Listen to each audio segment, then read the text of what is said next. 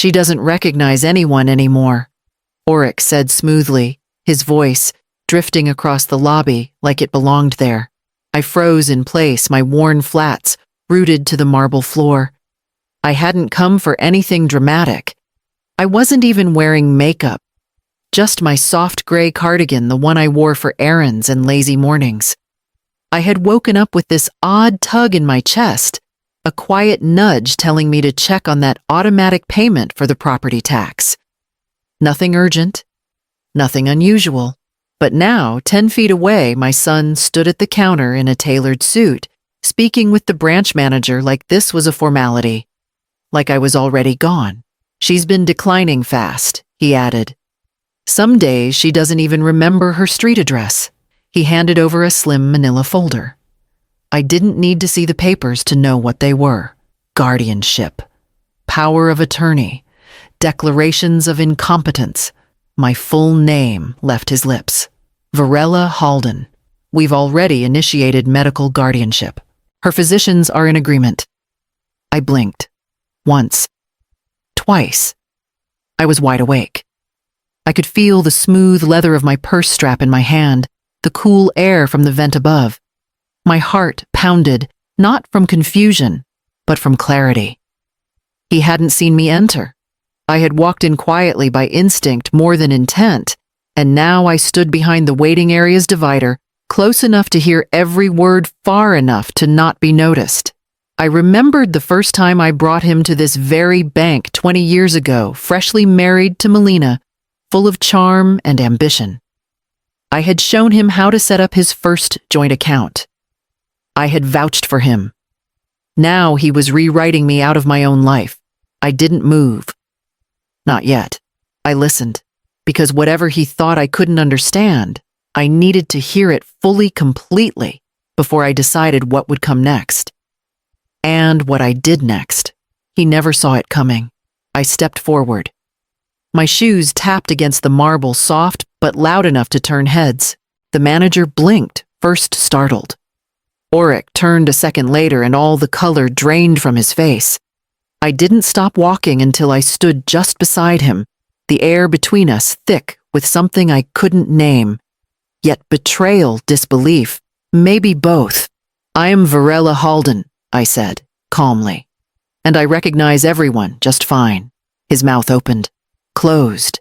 He looked like a boy again, caught in the middle of something too big to lie his way out of. The manager cleared his throat, uncertain. I didn't mean, Oric began. Don't waste your breath, I cut in.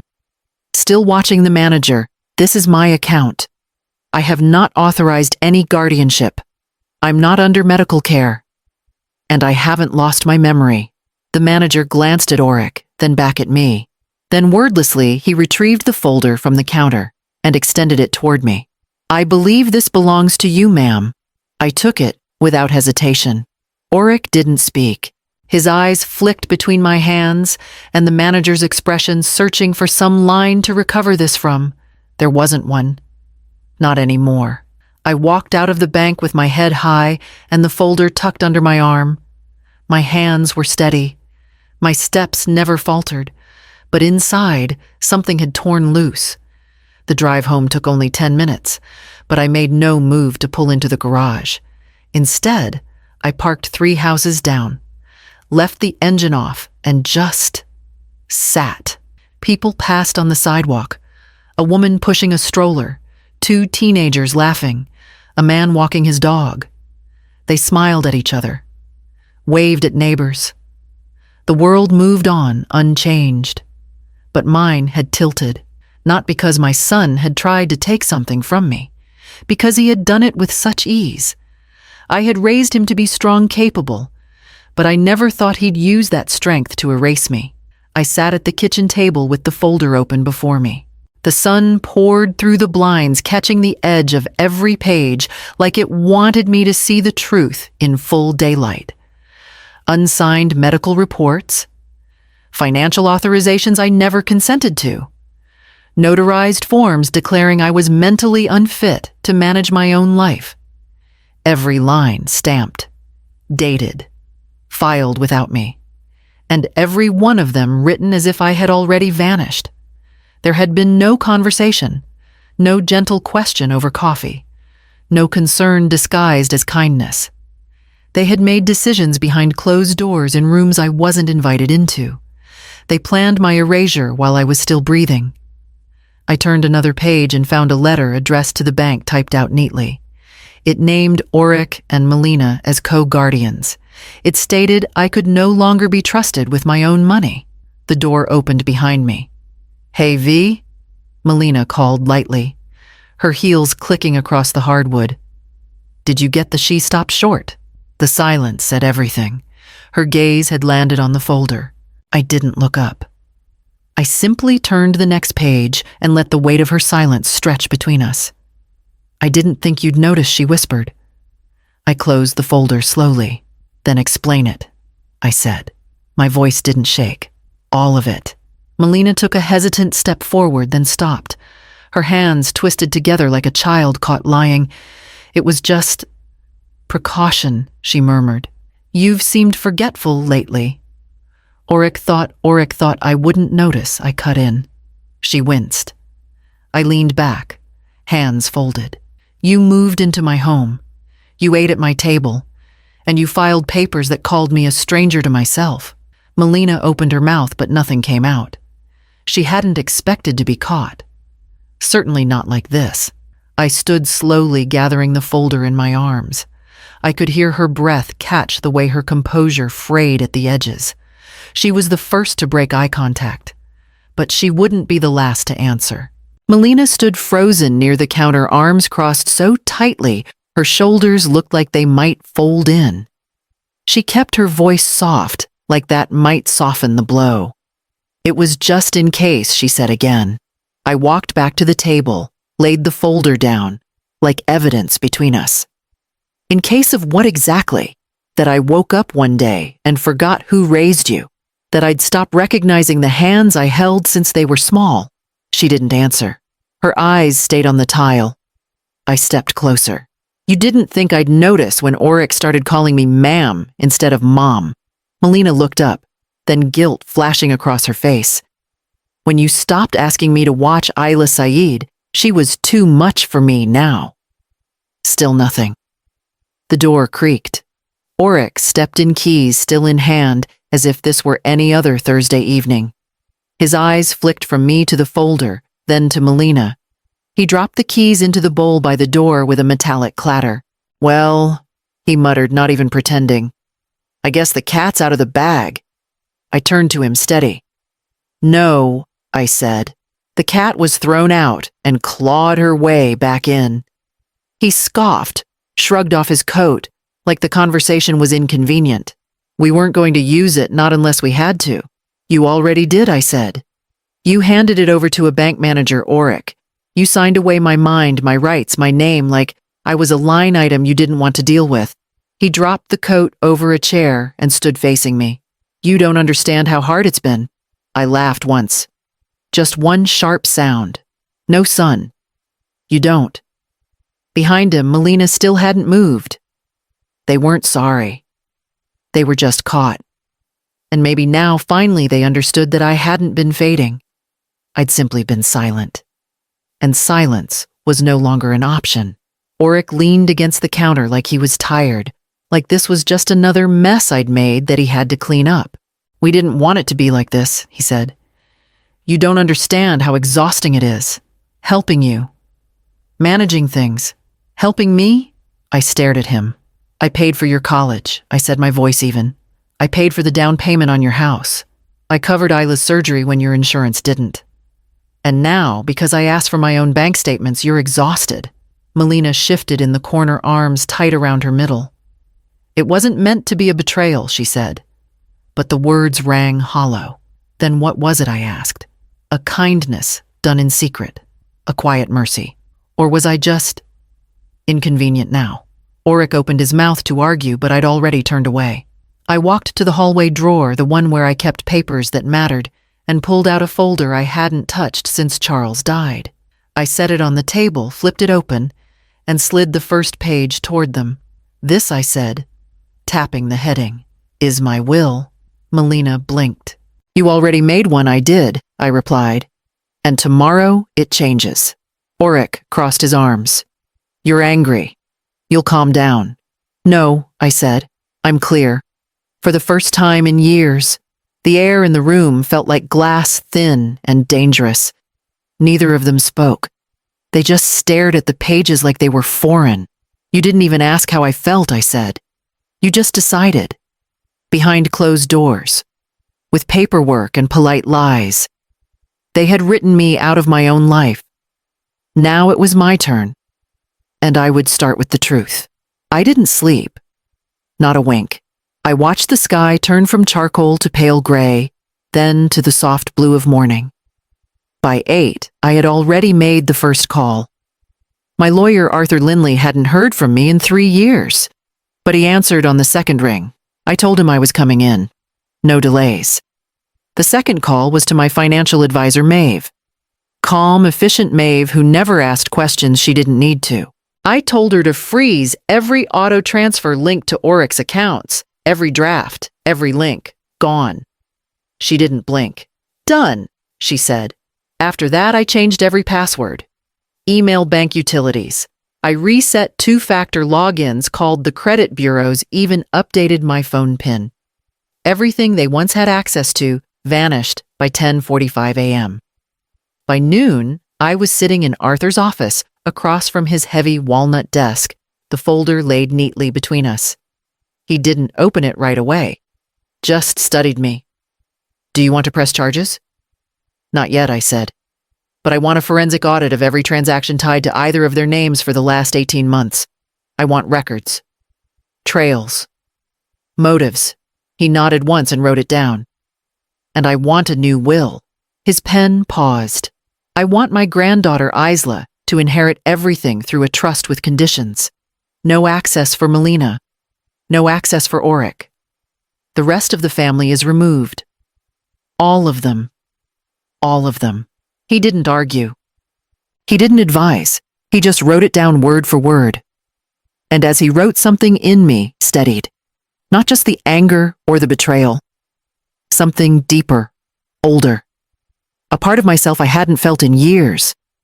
They thought I was too tired to fight, too old, too confused. But I remembered every number, every date, every promise I'd kept while they were planning my disappearance. By the time I stood to leave, the air felt clearer. Not lighter, but cleaner.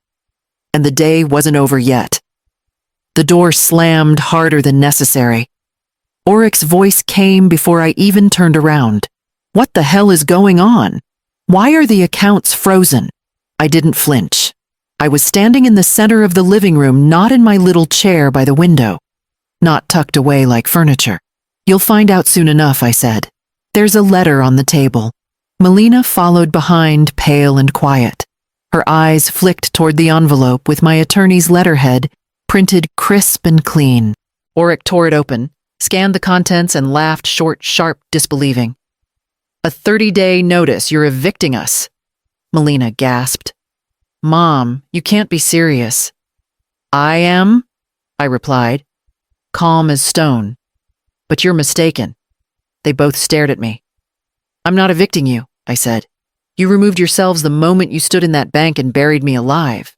Oric opened his mouth, but I lifted my hand. You lied. You conspired. You stripped me of rights I hadn't even relinquished. And then you came home and expected to sleep soundly under my roof. His jaw clenched. We've been helping you. We moved in to support you. You moved in after you lost your job, I snapped. You promised it was temporary.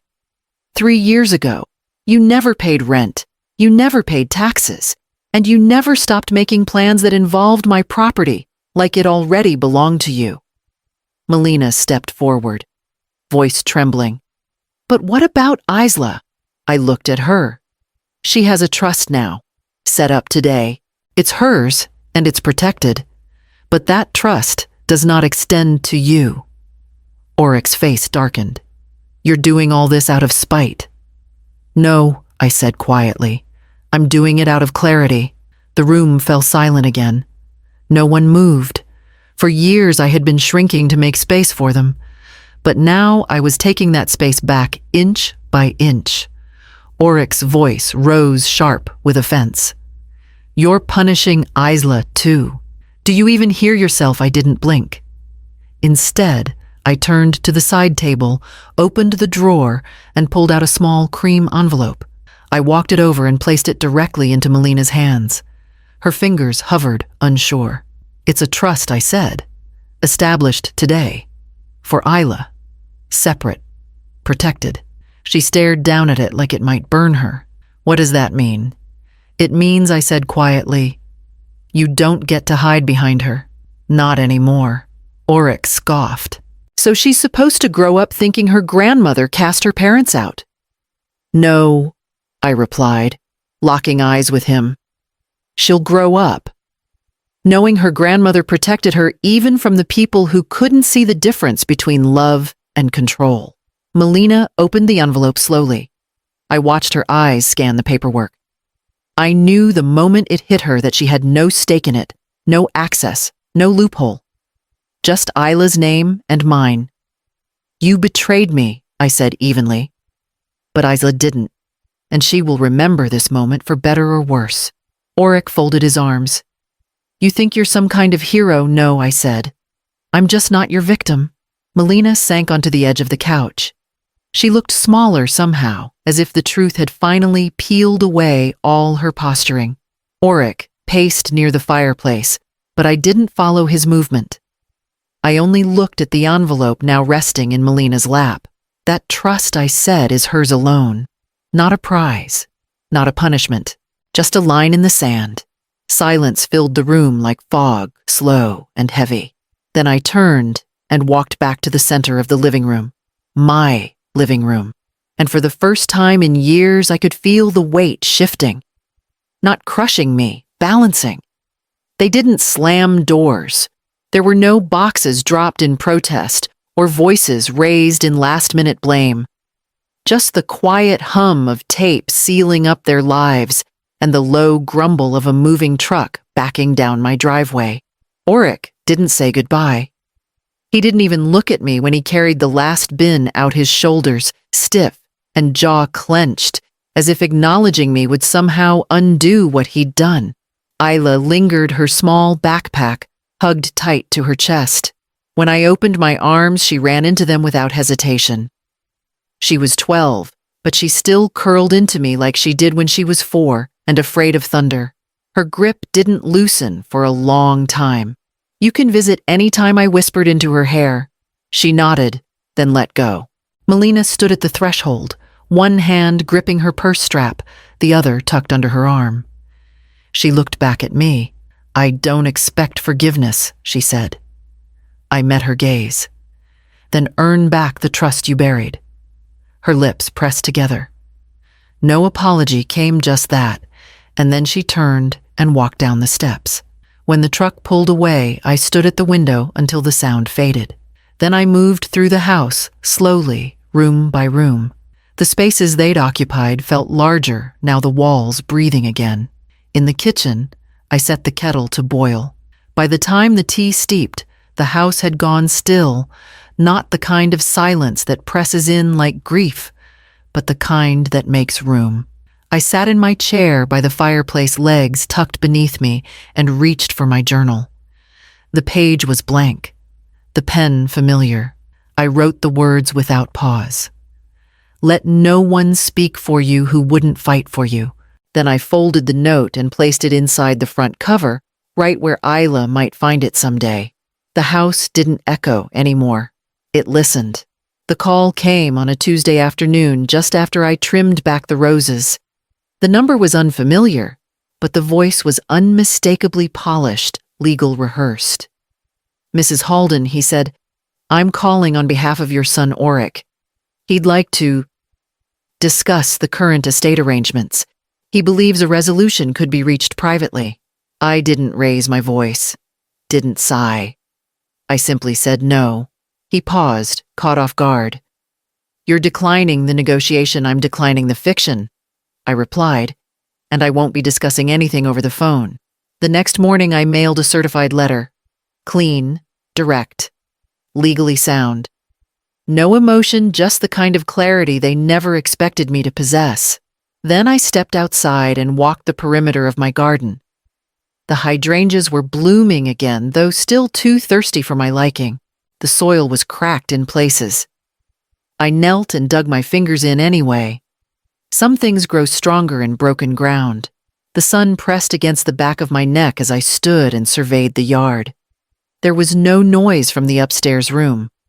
No second car in the driveway.